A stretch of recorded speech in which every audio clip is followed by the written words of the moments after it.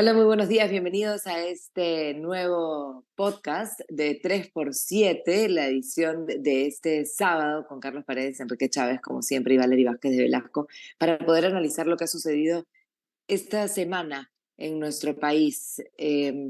Vamos a comenzar un poco con lo que se ha sabido de las investigaciones de Pedro Castillo, ¿no? Están avanzando, hay algunas pruebas nuevas, también han salido algunos datos sobre Guillermo Bermejo y el grupo con el que él se mueve, sus asesores, en fin, hay datos por ahí para comenzar y luego vamos a ver qué pasa con nuestro Congreso y también un poco del panorama internacional.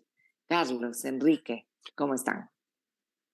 Sí, empezando por esto de los ascensos irregulares en las Fuerzas Armadas y la Policía Nacional, ya se ha producido una acusación constitucional, la fiscal de la Nación lo ha hecho, y revisando un poco la carpeta fiscal, lo que queda claro es que, primera vez creo yo, en la historia republicana del país, que un presidente le cobra entre 20 y 40 mil dólares a los coroneles que aspiran a ser generales, rompiendo la médula básica de la carrera militar o policial, que es la meritocracia, ¿no?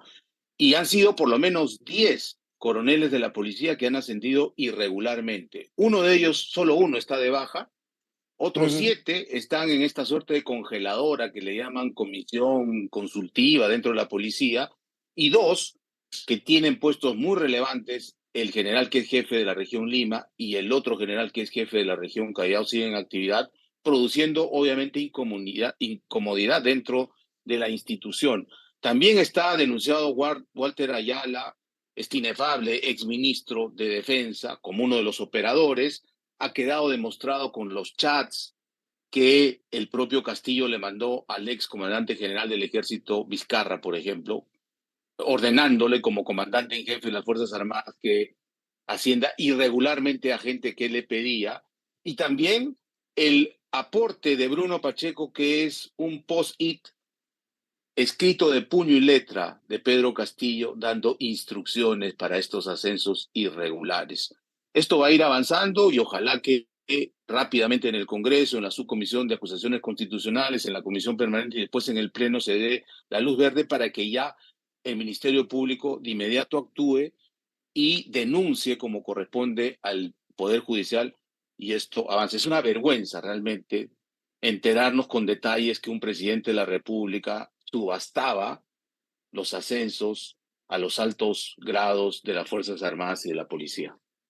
Claro, porque en realidad además la policía está, bueno, la policía de las Fuerzas Armadas está bastante desgastada, ¿no? Esto pone un sello complicado, porque claro, salir de lo que se ha hecho, en algún momento se decía que Pedro Castillo estaba como que haciendo mucho daño, sobre todo hacia el futuro, ¿no? Creo que son las dos instituciones más dañadas, ¿no? En general las Fuerzas Armadas y la policía, tras el paso de Pedro Castillo y con lo que se está demostrando.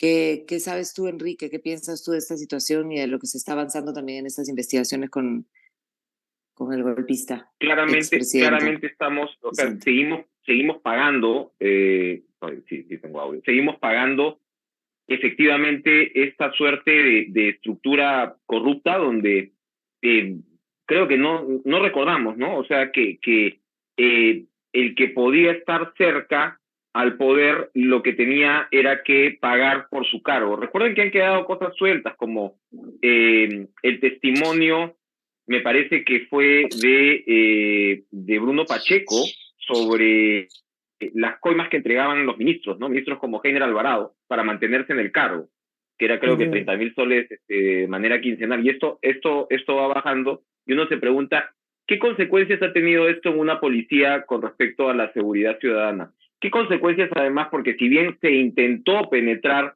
en el ejército, los militares dicen que no se llegó a penetrar a pesar de que se pidió, pero ¿qué consecuencias ha tenido, por ejemplo, en la formación de los militares frente a los muertos que hemos tenido que lamentar entre diciembre y enero, Mm. tanto que se habla, ¿no?, de este tema? Es decir, el país completamente se acható, no solamente en su estructura más fundamental, la médula, como dice Carlos, en términos de lo que es la seguridad, sino que ahora vemos también el tema de reconstrucción con cambios, ¿no?, donde lo que se hacía era, así se está viendo en Piura, es un caso puntual donde están involucrados personas del entorno de Guillermo Bermejo, donde lo que se pedía era una coima, también era la reconstrucción por coimas, ¿no? Una coima para asignar presupuesto, en este caso, pues, a un distrito en Piura.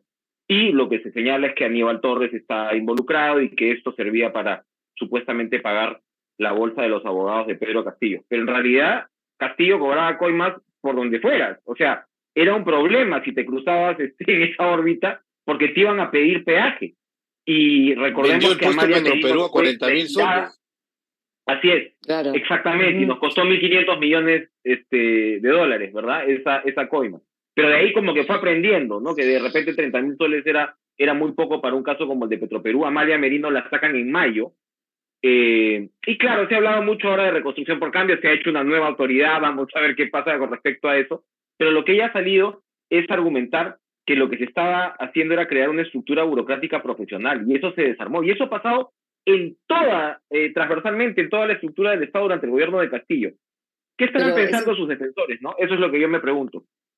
sí, pues justamente es increíble porque la defensa del caso de Castillo, todo tiene que ver con que no fue un golpe, con que en realidad no fue un intento, con que estaba presionado, pero claro, todas estas investigaciones donde él queda completamente expuesto en el tema de la corrupción, hace que quede evidencia de lo desastroso que fue su gobierno. Y sin embargo, la comunicación que se tiene en el caso, porque sigue habiendo mucha gente que piensa que Castillo fue una víctima más que, el que movía toda esta situación de coimas y corrupción que se está desvelando, ¿no?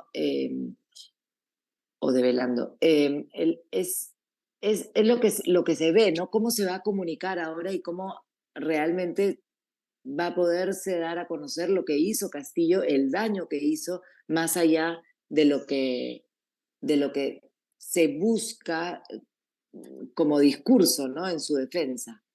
Perdón, es una política, para complementar lo que dices, es una política de posverdad, en este caso, o de fake news. Es decir, no importa, ¿no? Eso. El símbolo sigue pesando más que el patético contenido que está dentro del símbolo, ¿no? Escuchar a Walter Ayala defenderse de esta acusación constitucional es patético, ¿no? Él dice, por ejemplo, que los ascensos lo definía una comisión técnica de cada instituto armado. Perdón, pero la decisión de ascender de coronel a general es una decisión política finalmente, porque Ujú. el presidente decide quién va de una terna y por eso estaba cobrando. Es realmente vergonzoso ver Claro. a oficiales de la policía llevando dinero en efectivo a Palacio de Gobierno a través de estos paisanos del presidente, suboficiales de la policía que eran de su primer círculo de seguridad para poder ser ascendidos. Eso ha quedado demostrado en la investigación fiscal, ¿no?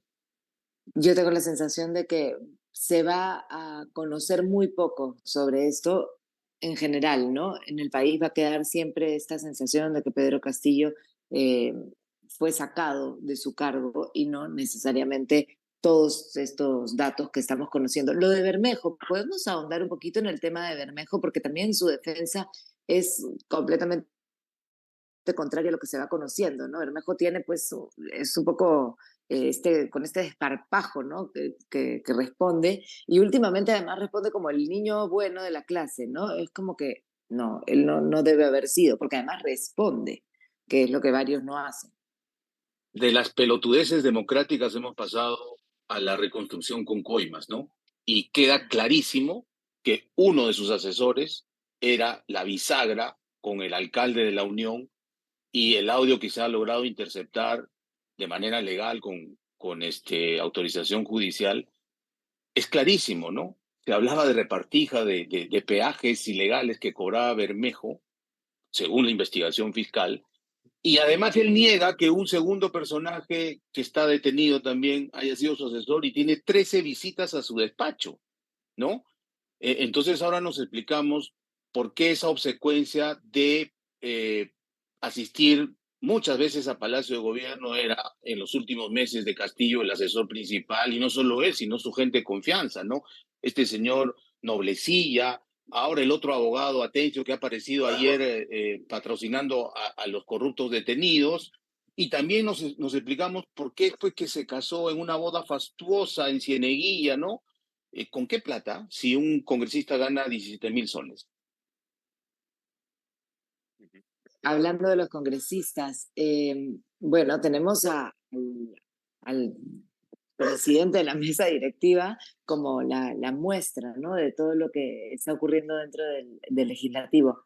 Soto ha salido ayer en avanzada, ¿no?, en una conferencia para explicar todo lo que está sucediendo con él, para defenderse, y esto básicamente porque van a salir más datos, aparentemente, este fin de semana. Es que uno no explica, y él estaba diciendo desde hace días, ¿no?, que iba a hacer esta conferencia el 28, que iba a ir a Cusco por los papeles, que iba a responder acusación tras acusación, la adelantó finalmente, y no ha respondido el fondo de la cuestión, para empezar, ¿no?, que es un estafador, ¿no? O sea, todo indica en términos de que estafó a la propia empresa en la cual él trabajaba, como ya hemos visto eso, de un terreno de $5.000 a $260.000, no explica cosas tan elementales, hablando de Bermejo negando a su asesor. El señor niega incluso pues a la propia madre de su hijo, su pequeño hijo, porque contrató a su hermana. Entonces, está descalificado el congresista Soto para seguir al frente de la presidencia del Congreso, pero más allá, el problema ya no es él, el problema es la clase política que lo sostiene, empezando por César Acuña, que no es capaz de asumir el gigantesco error de haber puesto, porque lo puso César Acuña, como presidente del Congreso, y alude a que la gobernabilidad ya no aguanta más y que la inversión se va a ir si es que se cambia al presidente del Congreso. Por favor, la inversión, Increíble. lo que está esperando es una estructura política mínimamente coherente, no sé si decir decente, pero por lo menos dentro de la legalidad, que es lo que finalmente la inversión reclama, ¿verdad? Cuando se habla tanto de seguridad jurídica y demás, y el señor Acuña debería saberlo más que mucho, siendo él pues una persona que tanto dinero ha hecho a partir del negocio universitario. Entonces, yo creo que esto ya trasciende un poquito el papel del propio Soto, y debería, y se reclama, digamos, una reacción un poco de la clase política, que vemos que no se va a dar, porque si uno observa lo que es el reparto de las comisiones, pues evidentemente seguimos en una lógica, valga la redundancia, de repartir. Aquí no hay nada de política detrás, no hay nada de ideología, como Bermejo lo está demostrando, ¿no? Además, no vemos mucho de izquierda en cobrar tantas coimas, y en realidad seguimos en esa lógica que es absolutamente destructiva para la institucionalidad del país. En el caso, bueno, de César Acuña, yo puedo entender que defienda un poco su propuesta, ¿no? Pero el Congreso de la República apoyó la candidatura de Soto. Ahora, en un primer momento decíamos que apoyó la candidatura de Soto porque Soto justamente era frágil y en cualquier momento se podía cambiar, ¿no? Con todas estas denuncias y todo esto. Pero no hay bulla, ¿no?, alrededor de las posibilidades de que Soto salga en Fuerza algún Popular ya momento. adelantó que no va a votar por una censura que la está preparando Sánchez, además de manera cínica, ¿no? Mientras fue Ese es el ministro problema. los 17 meses de Castillo no decía nada y decía, no, se tiene que respetar la presunción de inocencia. Ahora ya no le sirve la presunción de inocencia y está. Lo que confirma que el Congreso ni siquiera tiene un rumbo ideológico, ¿no? Menos programático. Simplemente es una suma de intereses particulares, de partido o de grupo, que está realmente complotando contra el sistema democrático, ¿no? Y Oye, Carlos, complotando, Valerie, datito sobre sí, Sánchez sí, para que no se me escape, porque justo estaba haciendo una nota. Antes de la pandemia, Sánchez, ¿no? Fue Mincetur. Sí, Sí, fue Mincetur. Antes de la pandemia, 2019, 4.4 millones de turistas. 2022, cuando ya se supone que digamos que se habían abierto los aeropuertos, 1.9 millones de turistas. Colombia, 4.4 millones de turistas, que es lo que tenía. Colombia, una gran campaña para atraer turistas. La gestión de Sánchez, para seguir con la línea finalmente de lo que nos ha costado el gobierno de Castillo, nada. Y los operadores turísticos advirtieron. destruyó la Quería hacer solo ese meritocracia en el paréntesis, MINCETUR. hablando de Sánchez, ¿no? Sánchez destruyó la meritocracia en MINCETUR, puso a sus compañeros de partido, a sus paisanos de Huacho, a sus colegas. Realmente hay denuncias muy serias que debe estar investigando el Ministerio Público sobre el manejo de direcciones clave del MINCETUR, empezando por casinos. Luego Senfotur se lo entregó a su compañero y a su paisano en una gestión absolutamente irresponsable y yo diría corrupta. Y ahora, bueno, Y ese es el que quiere más, sacar a Soto, lamentablemente. Que no, y además está bueno, investigado, ¿no? En varias carpetas tiene, Claro. claro, a nivel tiene de... investigaciones. Pero bueno, podemos ir un poco también al detalle de las comisiones, ¿no? Podemos hablar de lo que está ocurriendo en educación, por ejemplo, con la Comisión de Educación y Balcázar, que es este congresista que decía que estaba a favor del matrimonio de las niñas de 14 años, ¿no? Este, Exacto, yo creo además que hay que subrayar lo que dices, porque ahora se está diciendo alegremente que Balcázar habla de que los chicos tengan relaciones sexuales. Bueno, los chicos siempre han tenido relaciones sexuales. Lo que él defendió es el matrimonio de niñas con personas, por ejemplo, de 40 o de 45 años. Eso fue lo que él defendió. Y eso hay que sí, recordarlo. él dijo que las niñas de 14 años estaban psicológica y físicamente completamente formadas para tener relaciones y que por ello podían decidir, ¿no? En un matrimonio y seguir existiendo No solo esta eso, figura de... dijo que les hacía bien para su psicología y para su prospección futura, imagínate, no sé de dónde sacó eso, ¿no? Y ha insistido, esta Es semana de le han vuelto terror a preguntar realmente. y terco con su posverdad y su fake news sigue, ¿no? Pero además, si vemos un poquito su currículum, que para todo efecto práctico es un prontuario, este señor ha sido juez destituido por severas investigaciones de presunta corrupción, incluso fue decano del Colegio de Abogados de Lambayeque y ahí tuvo una denuncia porque no cuadraba los ingresos del colegio, imagínense, o sea, así ha llegado por Perú Libre al Congreso, hoy ya pertenece a otra bancada y está diciendo y haciendo lo que hace, ¿no? La verdad es que, bueno, uno podría decir en todo caso, bueno, es la Comisión de Educación, es el Congreso, no es el Ministerio, pero en la Comisión de Educación se deciden muchísimas cosas y la cabeza de esa comisión este, finalmente termina, digamos que enrumbando las discusiones. ¿Cuál es la línea en cuestión de educación de Balcázar? ¿Sabemos, más allá de que no tiene ningún Para empezar, no es experto en el tema, es conocimiento? un abogado con cierta experiencia en el Poder Judicial que tenemos en el Perú y nada más. En el Congreso hay hasta un bloque magisterial, hay muchos profesores que son congresistas ahora y el presidente de la Comisión de Educación es un abogado con antecedentes no tan buenos en el Poder Judicial. Pero recordemos a ver, o sea, en la Comisión de Educación antes, con el concurso de Perú Libre, se descabezó a SUNEDU, ¿no? Porque eso no fue solo la derecha, digamos, mercantilista que empujó esto. Y Perú Libre, por el lado educativo como tal del sistema, es absolutamente, digamos, statu quo. En realidad lo que Contrario a ellos la buscan es no meritocracia, cambiar. claro. Exacto, es no cambiar lo que tienes. La reforma magisterial que ha sido muy debilitada en los últimos años, eso básicamente se está consolidando.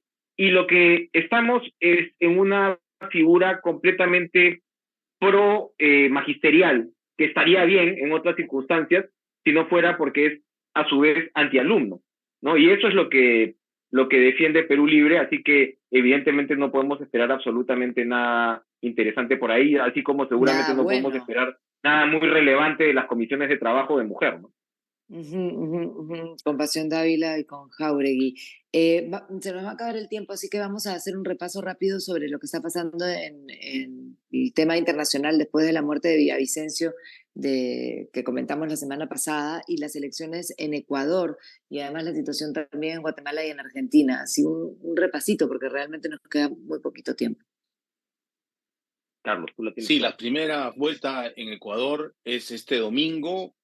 Sin duda que el asesinato de Fernando Villavicencio va a cambiar lo que estaba previsto. Ningún analista serio se atreve a dar un vaticinio sobre quiénes pasarían a la segunda vuelta. La Mm. ley electoral de Ecuador dice que para ganar en primera tienes que tener mínimo 40% de los votos válidos, pero además llevarle una distancia de 10 puntos al segundo, ¿no? Cosa que no va a pasar. Puede ser que Cristian Zurita, que es el periodista de investigación que ha reemplazado en la candidatura a Villavicencio, pase a la segunda vuelta y ahí las cosas cambiarían radicalmente porque vaticinan que en una segunda vuelta sería todos contra el correísmo y probablemente la tenga muy dura la candidata de Rafael Correa en la segunda vuelta. El país está estremecido, militarizado, va a haber mucha seguridad y hay un bloque de abstención también grande, por lo menos según las encuestas publicadas la semana que empezó. Ujú. Y también tenemos lo que está sucediendo en Guatemala, ¿no? Como para ya cerrar. Sí, No, Guatemala claro, va a haber la Guatemala. segunda vuelta. Dale, Vamos, dale. Enrique. No, añadir No, va a haber una... efectivamente Guatemala también está rompiendo esta idea, como señalabas en la previa del pacto de corruptos, y podría haber una sorpresa interesante, pero yo creo que de todas maneras destacar esta figura también de Milei, ¿no? En Argentina, que ha dado la sorpresa. Son 3/3 básicamente luego de estas famosas PASO que se supone están esperando su implementación aquí en el Perú. Pero claro, Milei otra vez, ¿no? O sea, es esta suerte de contradicción entre ultralibertario, por un lado, anarcocapitalista, como se dice, es decir, desaparezcamos el Banco Central de Reserva, entre otras cosas, pero al mismo tiempo ultraconservador, ¿no? Son estas figuras En lo social, tan ¿no? Sí. peculiares, ¿no? O sea, que se están dando Que se están dando, mucho, se está y yo creo que repitiendo. al final, hacia dónde avanzas, con propuestas como estas, por más atractivas que les pueda parecer a muchos, ¿no? Ujú. Bueno, vamos viendo qué pasa con eso y vamos a estar atentos, por supuesto, a lo que ocurra con Ecuador y las elecciones que son este domingo, ¿no es cierto? Este Mañana, domingo la primera vuelta, sí. Guatemala es la segunda y definitiva 20. vuelta. Y Bernardo Arévalo probablemente sea el nuevo presidente de Guatemala contra el establishment, ¿no? Es decir, se rompe Ujú. lo que los analistas decían, el pacto de la corrupción. Y eso es una noticia, creo yo, positiva para la democracia en la región, ¿no? Muy bien, nos despedimos. Se acaba este 3x7. Nos reencontramos la próxima semana.